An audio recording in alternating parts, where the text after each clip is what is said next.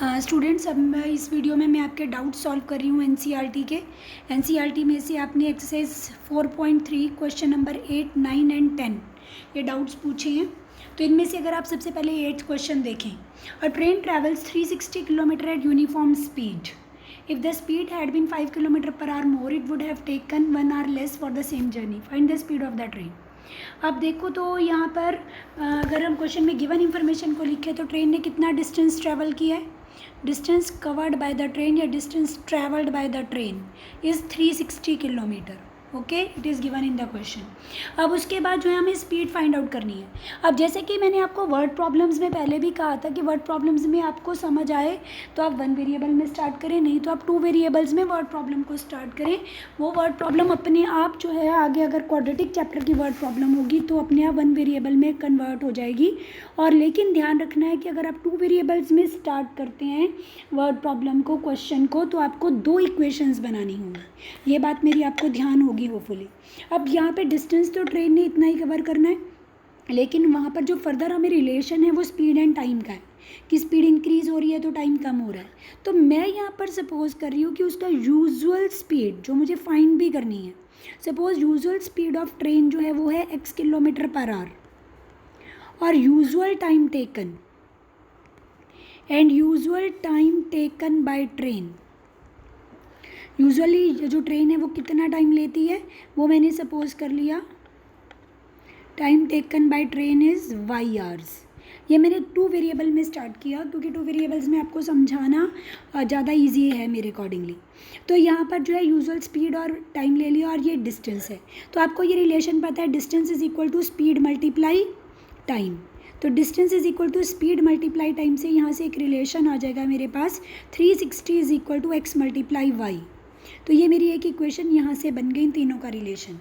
अब according to the सम जो है क्या हो रहा है कि if the speed had been 5 kilometre per hour more, speed 5 kilometre per hour more हो रही है तो मेरी न्यू स्पीड कितनी हो जाएगी।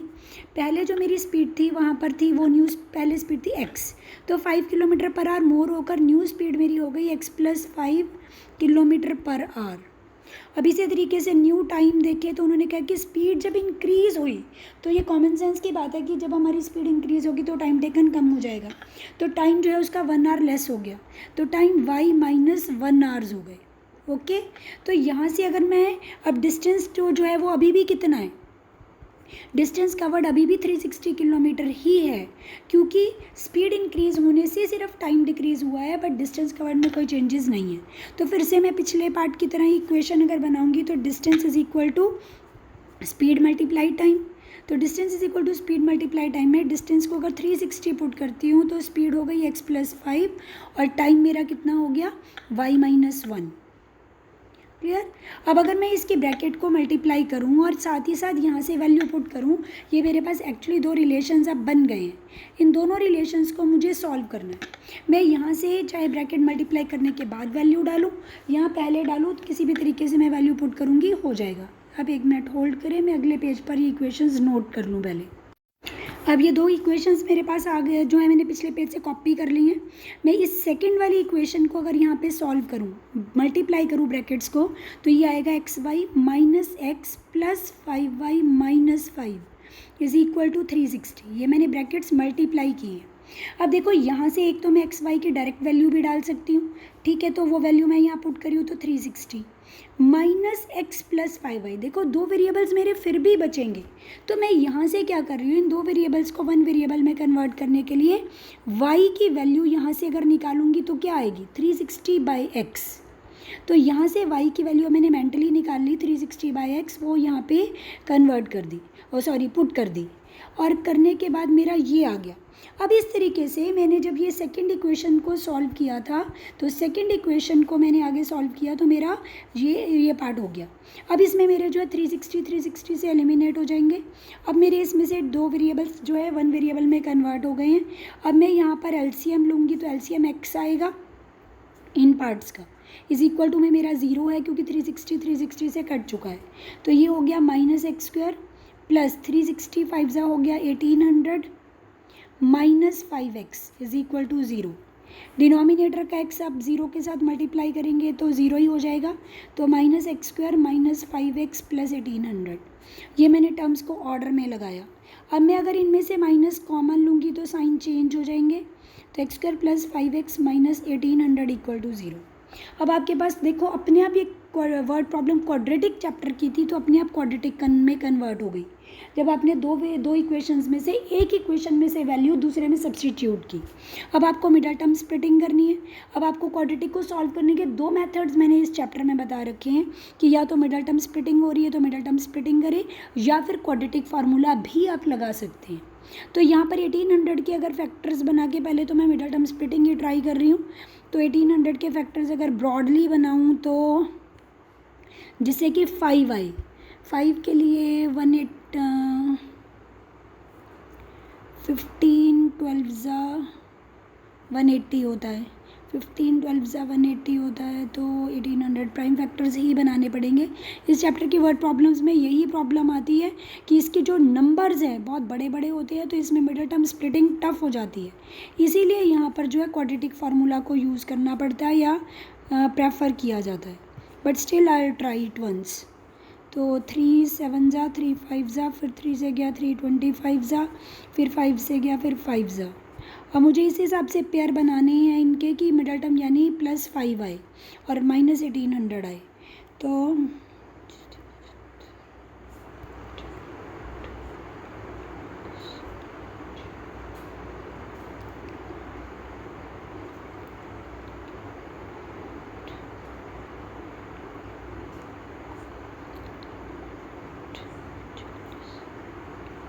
हाँ देखो, अब मैंने अपने माइंड में बहुत सारे अलग अलग अलग पेयर्स पे वर्क किया, तो 40 और 45, जो 40 और 45 का मैंने कम्बिनेशन बनाया, तो 40 और 45 मल्टीप्लाई करके तो 1800 दे रहे हैं, लेकिन उससे जो है 5 आ जाएगा।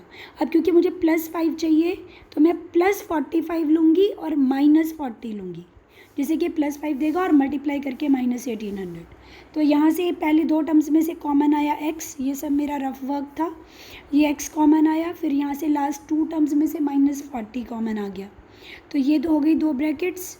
अब यहाँ से x + 45 कॉमन आ गया, तो दूसरा पार्ट मेरा बचा x - 40 = 0। अब इन दोनों ब्रैकेट्स का प्रोडक्ट 0 है। जब इनका प्रोडक्ट 0 है तो आइदर x + 5 = 0 होगा और x - 40 = 0 होगा। तो यहाँ से x की वैल्यू 40 आ गई और यहाँ से x की वैल्यू जो है -45। अब अगर शुरू में जाएं तो x को हमने क्या लिया था, स्पीड लिया था, तो speed can not be negative, यहाँ आप स्टेटमेंट लिख देंगे speed can not be negative, so it is rejected. ये आपको लिखना है जो मैंने अभी बोला है कि speed can not be negative, आपको रिजेक्ट करने का रीज़न देना है इसका, ठीक है, कि स्पीड कभी भी नेगेटिव नहीं है, तो रिजेक्ट हो गया। तो इसीलिए हमारा फाइनल आंसर क्या आ गया, speed of the train is 40 km/h। अब आप इसी में वर्ड प्रॉब्लम 9 देखें, जो 9th सम है एक्सरसाइज 4.3 का। This is the most important sum of this chapter, NCERT teachers का फेवरेट सम है और टीचर्स इस सम को देना बहुत ज़्यादा प्रेफर करते हैं। वैसे मैंने आपसे कहा था 5th से लेकर 11th तक सारी वर्ड प्रॉब्लम्स ही बहुत इंपॉर्टेंट है, बट इसमें से अगर आप 9th सम देखते हैं, the 2 water taps together fill the tank in 9 3/8 hours। दो टैप्स को अगर हम इकट्ठे चलाते हैं, ऑन करते हैं एक टैंक को भरने के लिए, तो 75/8 hours लगते हैं। अब दोनों टैप्स का डायमीटर सेम नहीं है। लार्जर डायमीटर वाली tap takes 10 hours less than smaller tap. दोनों का डायमीटर अलग है, तो लार्जर वाली में से ऑब्वियसली पानी ज़्यादा आएगा, तो वो 10 hours कम लेती है स्मॉलर टैप से to fill the tank separately. मतलब अगर सिर्फ दोनों को अलग अलग ऑन किया जाए, साइमल्टेनियसली स्टार्ट ना किया जाए, तो लार्जर टैप वाली, जो लार्जर डायमीटर वाली टैप है, वो 10 hours कम लेती है फिल करने के लिए, ठीक। Find the time in which each tap can fill the tank. अब हमें दोनों का इंडिविजुअली निकालना है कि कितना कितना टाइम लेंगे, ठीक। अब देखिए, अगर तो हम यहाँ पर जो है, जो हमें फाइंड करना है उसी को सपोज कर रहे हैं। Suppose smaller tap in the meaning क्या है, tap of smaller diameter. Smaller tap का मीनिंग यहाँ है, smaller tap means of less diameter. Suppose smaller tap takes x hours to fill the tank alone. Alone मतलब अकेले, अगर इसी को ही ऑन किया जाए, दूसरी जो लार्जर डायामीटर वाली टैप है उसको ऑन ना करें, उसको स्टार्ट ना करें, तो ये अकेले ही अगर चलती है तो ये अकेले एक्स आवर्स में फिल करती है पूरे टैंक को। तो यहाँ से क्वेश्चन के अकॉर्डिंगली जो लार्जर टैप है, लार्जर टैप मतलब क्या हुआ, टैप ऑफ मोर डायामीटर, ठीक है, of larger diameter you can say, और मोर डायामीटर, तो ये उससे 10 आवर्स कम लेती है, क्वेश्चन में कहा है। तो it will take x minus 10 hours to fill the tank.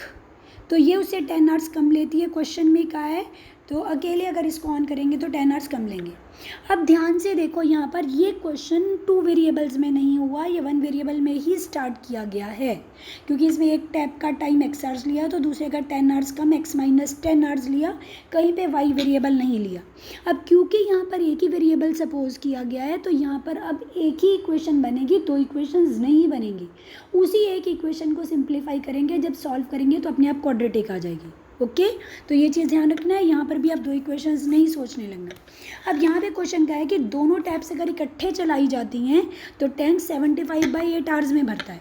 तो देखो, पहले भी मैंने आपको ये बात कही थी कि जो चैप्टर 3 अगर आपको याद हो, चैप्टर 3 में भी वर्ड प्रॉब्लम्स आई थी। मैं आपको बताती हूँ, एनसीईआरटी का पेज नंबर जो आपको खोलना है, वर्क वाले क्वेश्चंस आए थे, पेज नंबर 67 अगर आप साथ में खोलें, पेज नंबर 67 पे जो आपके 2 वुमेन एंड 5 मेन वाला वर्ड प्रॉब्लम आप देख रहे होंगे, page 67 second question second part. तो ये मैंने आपको यहाँ पर ये क्वेश्चन लाइव क्लास में बोर्ड पे कराया था, जहाँ तक कि मेरी मेमोरी में है। तो मैंने आपको बताया था ये वर्क वाले जितने भी क्वेश्चंस होते हैं, तो इन सब में हम क्या निकालते हैं, part of the work done in 1 hour और 1 डे और 1 मिनट और 1 मंथ। तो यहाँ पर जैसे हमारी आवर्स में बात हो रही है, तो हम इनमें क्या करते हैं, रेसिप्रोकल लेकर part of the work done, क्योंकि यहाँ पर एक टैंक को फिल करना भी क्या है, वर्क डन ही है। तो आपने ये जो 2 सपोजिशंस की हैं, ये और ये, तो अब ये आपका ये जैसे एक स्टेप हो गया, इससे बाद जब अगला स्टेप करेंगे तो आप इन दोनों का part of the tank filled in 1 hour निकालेंगे। तो यहाँ से आप देखें, इन 1 आवर, ये x आवर्स में स्मॉलर टैप पूरा टैंक भर देती है, तो ये 1 आवर में कितना टैंक का पार्ट फिल करेगी, 1/x आवर्स। जैसे मैंने आपको पहले भी एग्जांपल ली थी, इसीलिए मैंने वो क्वेश्चन स्पेसिफिकली आपको दिखाया है, जो मुझे अच्छी तरीके से याद है, मैंने डिस्कस किया था कि आपको बताया था कि अगर 10 आवर्स में हम कोई काम पूरा कर लेते हैं तो इट मीन्स हम 1 आवर में उसका कितना काम कितना पार्ट करते हैं, 1/10 पार्ट। अगर हम 2 आवर्स में पूरा काम कर रहे हैं तो इट मीन्स 1 आवर में हम कितना करते हैं, 1/2 पार्ट, यानी हाफ, क्योंकि हम ऐसे क्वेश्चंस में ये मानकर चलते हैं कि हम इक्वल वर्क कर रहे हैं इन इक्वल टाइम। तो यहाँ पर जो है इन 1 आवर, अब आप इस स्टेटमेंट को देखते हुए ये स्टेप देखिए, इसी को मैं आगे यहाँ पे लिख रही हूँ, इन 1 आवर एक्स आवर्स में इसने पूरा फिल किया था, तो in 1 hour smaller tap fills, in 1 hour smaller tap fills 1/x part of the tank। Okay, तो ये इसने x आवर्स में पूरा टैंक फिल किया था, तो यहाँ पे 1 आवर में इसने कितना फिल किया, 1/x part of the tank. And in 1 hour में ही लार्जर टैप ने, जो लार्जर टैप है यानी जिसका डायमीटर मोर है, उसने कितना फिल किया, इसका रेसिप्रोकल, जितने आवर्स इसने लिए थे उसका रेसिप्रोकल कर दिया, तो ये मेरे पास आ गया part of the work done, 1/x minus 10 part of the tank इसने फिल किया। तो ये दोनों का 1 आवर में इंडिविजुअली ये 1/x पार्ट फिल कर रही है और ये इतना फिल कर रही है, ठीक है। अब क्वेश्चन के अकॉर्डिंगली जब ये दोनों इस तरीके से फिल करते हैं तो पूरा कितने आवर्स में फिल हो रहा है। क्वेश्चन के फर्स्ट स्टेटमेंट को अगर दोबारा पढ़ें, the 2 taps together fill the tank in 75/8 hours. तो 75/8 आवर्स में दोनों ने मिलकर, मतलब टुगेदर, अब एक साथ चलाते हैं तो 75/8 आवर्स में वो पूरा 1 वर्क कर लेती हैं। 1 वर्क मतलब पूरा 1 टैंक फिल करती हैं। ये हमारा यहाँ से एक स्टेप हो गया, ठीक। तो इसके बाद अगर हम 75/8 आवर्स में का निकालें, अगला स्टेप, अब इससे थर्ड स्टेप, इन 75/8 आवर्स क्वेश्चन में जो गिवन था, 75/8 आवर्स में स्मॉलर टैप कितना पार्ट वर्क करेगी, स्मॉलर टैप फिल्स, ये 1 आवर में 1/x पार्ट फिल कर रही है, तो 75/8 आवर्स में 75/8 टाइम्स दिस। ठीक, तो ये 1 आवर का जो इसका वर्क है, इसको 75/8 आवर्स का निकालने के लिए मल्टीप्लाई बाय 75/8 कर दिया। ठीक है, एंड साथ ही साथ अगर आप इन 75/8 आवर्स में ही लार्जर टैप का निकालें, लार्जर टैप कितना वर्क करेगी, कितना टैंक फिल करेगी, इतना इसने 1 आवर में फिल किया है, तो इसको मल्टीप्लाई कर देंगे हम 75/8 से। तो 75/8 से जब ये टर्म यानी 1/x-10 मल्टीप्लाई हो जाएगा, तो ये बन जाएगा part of the tank field. ठीक, तो देखो अब 75/8 आवर्स में 75/8 आवर्स में स्मॉलर टैप इतना पार्ट फिल कर रही है, 75/8 आवर्स में लार्जर टैप जो है वो इतना पार्ट फिल कर रही है। ठीक है, अब दोनों मिलाकर फर्स्ट स्टेटमेंट कह रही है कि हमने दोनों को टुगेदर ऑन किया, टुगेदर ऑन किया तो पूरा टैंक फिल हो गया, मतलब पूरा part of the work done जो है कितना हो गया 1। तो यहाँ से जब दोनों को इकट्ठे हम ऑन कर रहे हैं, ये हमारा एक स्टेप था, दोनों को इकट्ठे ऑन करें तो दोनों ही इतना पार्ट ये फिल करेगी और इतना पार्ट ये फिल करेगी, दोनों इतना इतना पार्ट टुगेदर फिल कर रहे हैं, तो इन दोनों का सम हो गया क्योंकि दोनों साइमल्टेनियसली वर्क कर रहे हैं। तो यहाँ से this plus this is equal to, ये कितना कर रहे हैं, कंप्लीट 1 टैंक को फिल कर रहे हैं, तो इज इक्वल टू पूरा 1 वर्क कंप्लीट हुआ है। तो यहाँ से अब आप क्या करेंगे, इसका 75/8 कॉमन ले लेंगे। 75/8 को अगर आप कॉमन लेते हैं तो ये 1/x plus 1/x-10 is equal to 1। तो बस अब आप 75/8 को राइट साइड ले जाएं और इधर अंदर एलसीएम ले लें। इसका एलसीएम क्या आ जाएगा, x इंटू x-10, ये इधर 1 से मल्टीप्लाई होगा तो x-10, बीच में प्लस एज इट इज़ ये इधर 1 से मल्टीप्लाई होगा। 75/8 अगर राइट साइड जाकर 1 से मल्टीप्लाई होगा, क्योंकि ये मल्टीप्लाई में था तो इसलिए उधर रेसिप्रोकल होकर 8/75 बन गया। बस अब मुझे अपने आप देखना है, इसको सिंप्लीफाई करना है, तो यहाँ पे 2x-10 आ गया। डिनोमिनेटर में जब मैं इसे मल्टीप्लाई करूँगी तो x² - 10x is equal to आ गया 8/75। अब मैं इसको क्रॉस मल्टीप्लाई कर सकती हूँ। अभी आप वेट करें, मैं पहले नेक्स्ट पेज पे इसको नोट कर लूँ। ये मैंने पिछले पेज से कॉपी कर लिया। अब अगर मैं इसको सिंप्लीफाई करना है, मैं एक चीज़ और मुझे जो यहाँ नज़र आ रही है कि मैं यहाँ से अगर 2 कॉमन लूँगी तो 8 से कैंसिल हो जाएगा। तो क्योंकि सिंप्लीफाई हो रहा है तो मैं सिंप्लीफाई करना प्रेफर करूँगी, चाहे वो बाद में कर लूँ या पहले कर लूँ, बट मैं यहीं पे प्रेफर करूँगी क्योंकि जितना टर्म्स सिंपल होंगी उतना ज़्यादा मिडल टर्म स्प्लिटिंग भी मेरे लिए ईजी रहेगी। तो ये जो 2 कॉमन लिया, अगर मैं साइड चेंज करके भी उधर ले जाऊँगी तो ये 2 4 जा कट जाएगा। अब अगर मैं इसको क्रॉस मल्टीप्लाई करूँगी तो क्रॉस मल्टीप्लाई करने के बाद ये जो है ये 4 से मल्टीप्लाई होगा तो ये हो गया 4x² - 40x, ये टर्म 4 से मल्टीप्लाई हो गई। और 75 को जब मैं इधर मल्टीप्लाई करूँगी तो ये बन जाएगा 75x - 375। ठीक है, बीच में साइन चल रहा है इक्वल टू का। अब अगर टर्म्स को एक तरफ लाती हूँ क्वाड्रेटिक को स्टैंडर्ड फॉर्म देने के लिए, क्योंकि स्टैंडर्ड फॉर्म के अकॉर्डिंगली इक्वल टू में 0 होता है, तो ये हो गया -115x plus 375 is equal to 0। अब ये मेरी क्वाड्रेटिक बन गई है। इस क्वाड्रेटिक में मुझे मिडल टर्म स्प्लिटिंग करनी है। अगर मिडल टर्म स्प्लिटिंग नहीं हो पाती है क्योंकि नंबर फिर बहुत अजीब से हैं, तो मैं क्वाड्रेटिक फार्मूला लगा लूँगी। लेकिन फर्स्ट मैं मिडल टर्म स्प्लिटिंग ट्राई कर रही हूँ, हो जाए तो बेस्ट है। वो थोड़ा शॉर्टर पड़ता है बस, और कुछ नहीं है, टाइम सेव होता है। 1500 आया। यहाँ 1500 के मुझे ऐसे फैक्टर्स बनाने हैं कि मिडल टर्म यानी 115 आए। अगर मैं 1500 के फैक्टर्स बनाऊँ, ये तो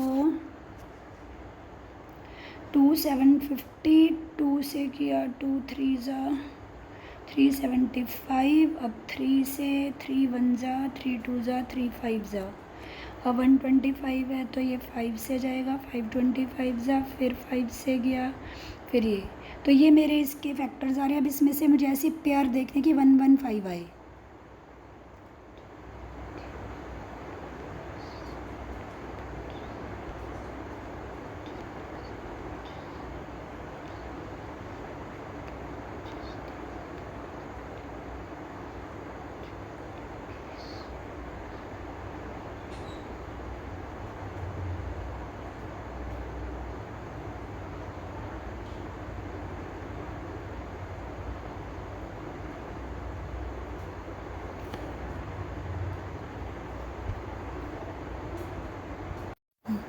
तो स्टूडेंट्स इसको मैंने सोचा, बहुत देर सोचा, 3-4 मिनट्स लग गए मुझे सोचने में, और सारे डिफरेंट पेयर्स में अपने माइंड में सोच रही थी, तो तब जाके मुझे मिला है 115।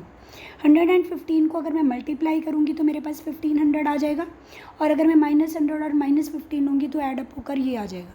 ठीक है, तो इसीलिए मैंने जो है उसको पॉज कर दिया था, because I was just thinking in my mind.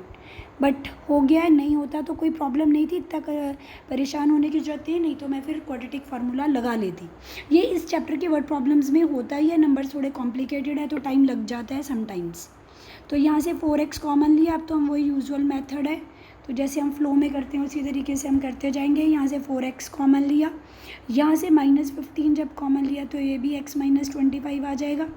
अब x - 25 वाली ब्रैकेट कॉमन आ गई तो 4x - 15 की दूसरी ब्रैकेट हो गई, तो x = 25 हो गया और x = 15/4 हो गया। ठीक है, अब यहाँ से ये जो x फिर से एक आंसर रिजेक्ट होगा। अब कौन सा आंसर रिजेक्ट होगा? अब जहाँ पे तो कोई भी आंसर नेगेटिव नहीं है। x हमारा क्या था? Time taken to fill the x, मैंने एक टैप का टाइम लिया था, वो मैं भूल गई हूँ, ज़रा एक बार पिछले पेज पर देखना पड़ेगा। x था मेरा, smaller tap takes x hours, smaller tap x hours लेती है। अब देखो, अगर स्मॉलर टैप 25 आवर्स लेती है तो स्मॉलर और टोटल टाइम कितने में फिल हुआ है? 75/8 आवर्स, 9 आवर्स समथिंग। तो अकेले 25 आवर्स तो इसका नहीं हो सकता। एक बार पीछे से आंसर टैली करते हैं, देन वी विल डिस्कस। हाँ, तो मैंने पीछे से आंसर टैली किया है, पीछे से आंसर x = 25 ही है और ये आंसर रिजेक्ट हुआ है। अब मेन बात देखने वाली है कि ये आंसर रिजेक्ट क्यों हुआ होगा। अब देखो ध्यान से, अगर मैंने पिछले पेज पर अभी चेक किया कि x मैंने क्या सपोज़ किया है, मैंने सपोज़ किया है पिछले पेज पर x को, x is a smaller tap takes x hours to fill the tank and larger tap takes x - 10 hours to fill the tank। ये था मेरा पिछले पेज पर सपोजिशन। अब अगर मैं x की वैल्यू यहाँ से लेती हूँ, दोनों वैल्यूज़ को अगर मैं कंसीडर करके चलूँ, ये मैं रिजेक्ट क्यों होगी इसका रीज़न बता रही हूँ। तो यहाँ से आप ये देखेंगे कि स्मॉलर टैप कितना ले रही है। Smaller tap takes x hours means 25 hours to fill the tank alone. अकेले अगर इसको चलाते तो 25 आवर्स में टैंक भरता, एंड लार्जर टैप जो है वो अकेले चलाते तो कितने टाइम लेती? Larger tap takes x - 10 hours, तो 15 - 10 कितना हो गया?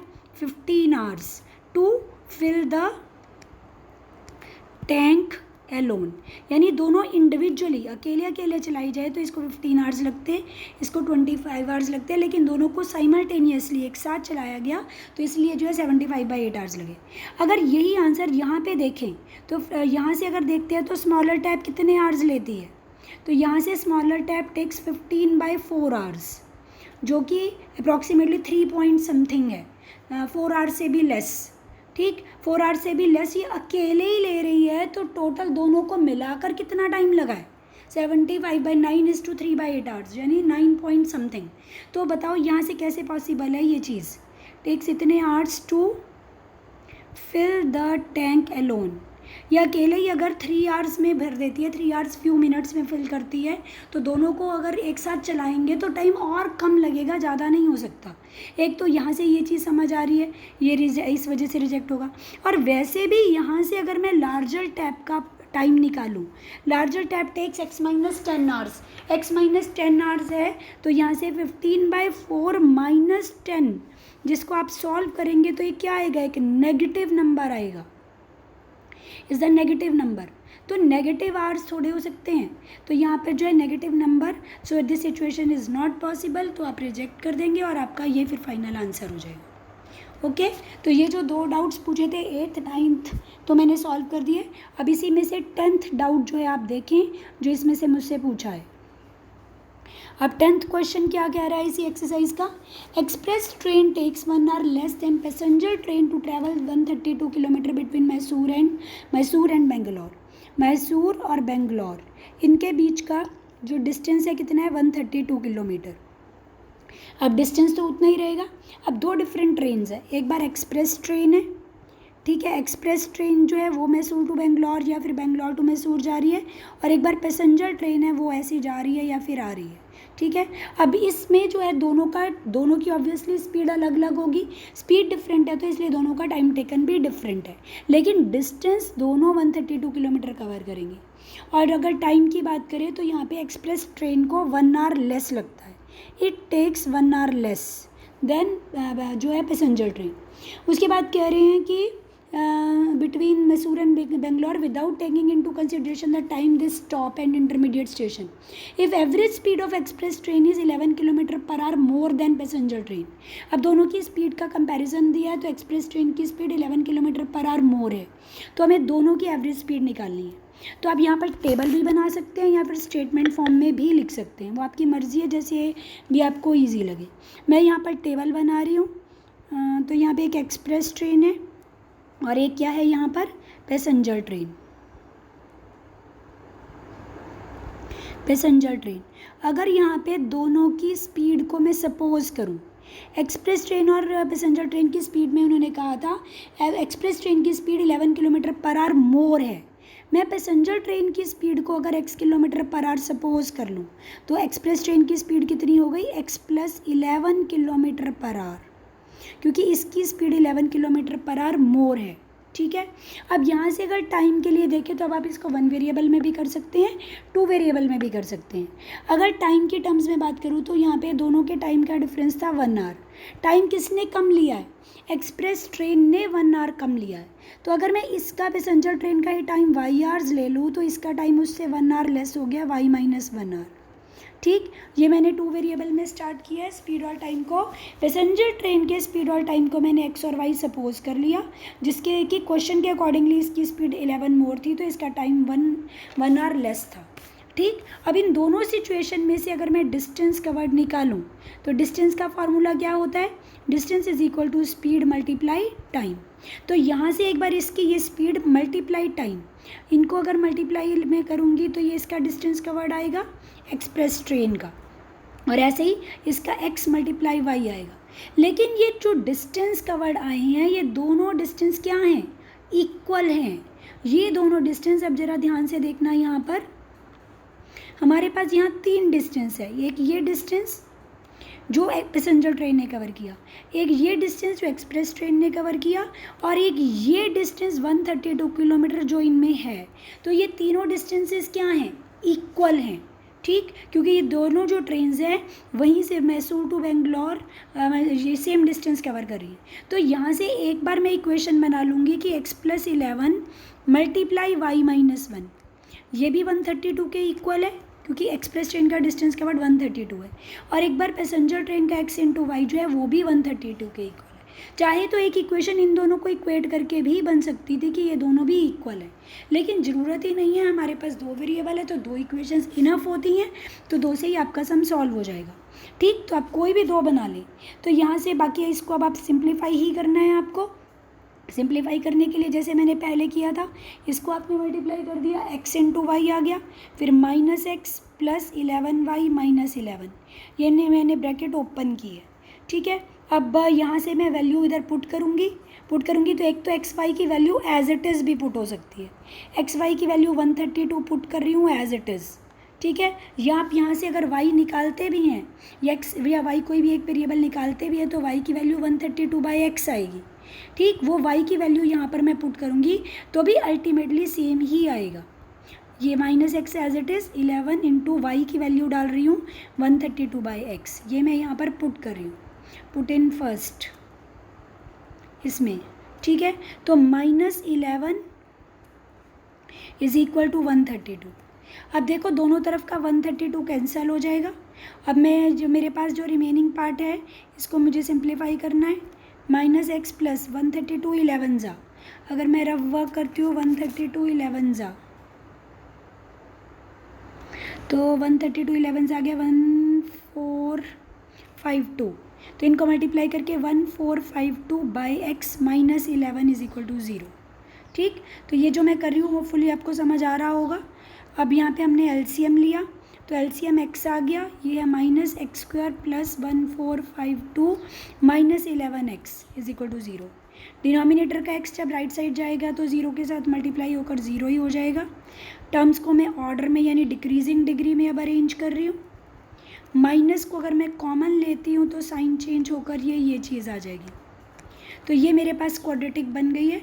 अब इस क्वाड्रेटिक में मुझे मिडल टर्म स्प्लिटिंग करनी है। तो अगले पेज पर मैं क्वाड्रेटिक लिख कर मिडल टर्म स्प्लिट करती हूँ।